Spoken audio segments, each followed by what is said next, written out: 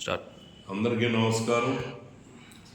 ఈ మధ్య మన గొల్లపల్లి రఘునాథస్వామి వారి దేవస్థానానికి చెందిన ఈవో మన ఎన్ సతీష్ కుమార్ గారు ఏం చెప్పారంటే, ఒక జగన్నాథ అప్పారావు గారి వల్ల మరి ఈ గ్రామం మొత్తం మాకు రాశారని, మరి కాబట్టి దేవస్థానానికి రాశారు కాబట్టి ఇది మాకు చెందుతుంది అన్నారు.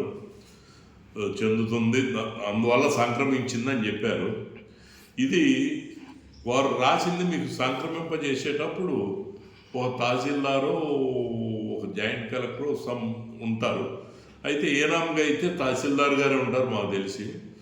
మరి వారికి మీరు ఈ రికార్డు చూపించారా? మరి దీనికి సంబంధించి మీకు రెవెన్యూ వారు మీకు పాస్బుక్లు ఇచ్చేటప్పుడు ఏ బేస్ మీద ఇస్తున్నారు? మీరు అన్నట్టు ఆ జగన్నాథ అప్పారావు గారు చెప్పినటువంటి ఇది ఇస్తున్నారా? అంతకుముందు అప్పుడు దాకా సాగు చేసుకుని అనేక బోర్లు అయ్యి ఎన్నో తోటలు పెంచుకునేటువంటి రైతుల ఇంట్రెస్ట్ కూడా ప్రశ్నించాల్సిన అవసరం లేదని ఎంఆర్ఓ గారు చెప్పేశారా? అంటే దీన్ని బట్టి జమీందారు గారు ఇప్పుడు రాశారని అంటున్నారు. ఇప్పుడుకైనా మీరు ఆ జగన్నాథ అప్పారావు గారు రాసినటువంటి కనుక చూపించగలిగితే అందరూ సంతోషిస్తారు.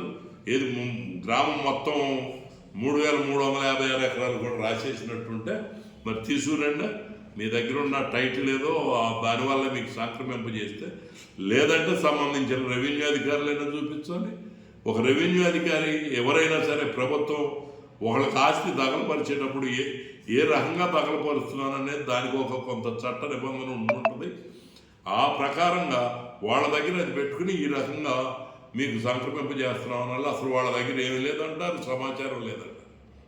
కాబట్టి ఇది కూడా మరి ముందు అధికారుల దృష్టిలోకి, ప్రభుత్వం దృష్టిలోకి రైతాంగం తీసుకెళ్తే బాగుంటుందని.